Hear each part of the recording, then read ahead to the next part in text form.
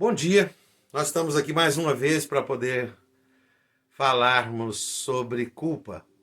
Por favor, não me culpem, me desculpem, pois falar sobre culpa é falar sobre algo muito responsável e é necessário que nós tenhamos uma visão mais aprofundada do seu significado para que nós possamos entender, finalmente, como Jesus lida com a nossa culpa.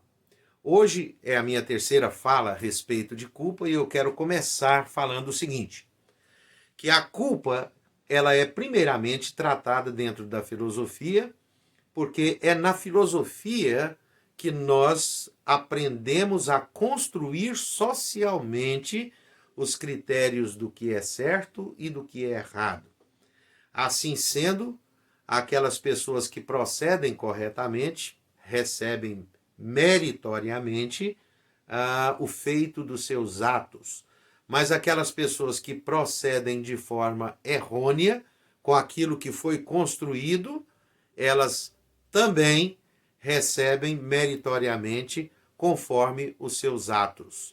Assim se constrói medo, desobediência, se constrói o domínio, que é o nosso assunto hoje, a fraqueza da pessoa quando não consegue fazer as coisas certas.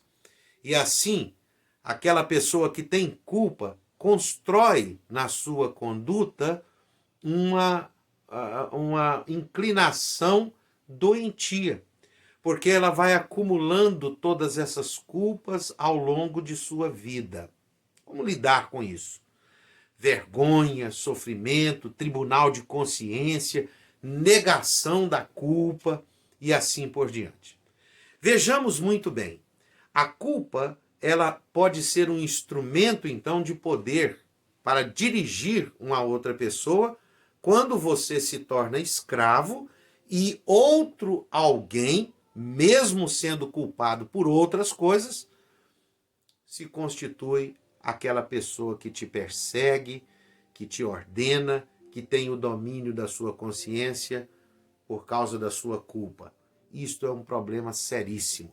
Tenho muito medo destas falas, pregações, onde o elemento, quando entra nestas igrejas, ele já entra culpado, ouve um discurso que ele se torna mais culpado ainda, e quando ele deixa o ambiente, ele diz o seguinte: eu não tem alternativas para mim, não tem jeito para mim, porque eu sou culpado, sou a pior de todas as criaturas, eu sou a coisa mais inexpressiva do mundo, sou culpado. Então tome muito cuidado com aqueles que usam a culpa como um instrumento de poder. Isso é muito visível na política, na religião e em várias áreas da vida. Segundo lugar, que a culpa se torna então um instrumento de morte, quando você se escraviza de si mesmo. Há um sofrimento que nós curtimos e que nós nos angustiamos e nós entramos cada vez mais para dentro dele, como se nós não quiséssemos livrar-nos da culpa. Somos como os faquires que sofrem para mostrar a sua santidade, como os religiosos que se abstêm inclusive da sociedade e que fazem penitências caríssimas para a sua saúde, a fim de que eles mostrem a sua santidade ou que eles se desfaçam da culpa que eles carregam. Isto conduz a pessoa a procrastinar a sua felicidade, tomar atitudes negativas, derrotistas, permanecer numa atitude de inércia diante da vida, de braços cruzados, gerando um ciclo vicioso de remorso, de culpa, de mais procrastinação e assim por diante, até chegar à depressão e sentir culpa de tudo, baixa autoestima, ostracismo. Será que é isto mesmo que a culpa tem que ser para nós?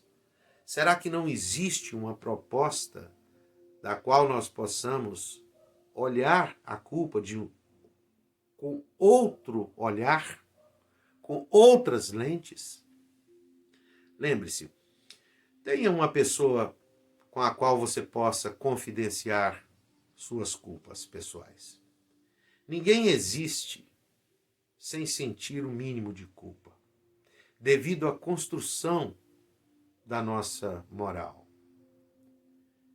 É necessário que nós tenhamos uma pessoa sábia, que saiba guardar as nossas particularidades, as nossas privações, e que tenha a capacidade de nos acompanhar e de nos orientar quando quisermos abrir o coração das culpas que carregamos.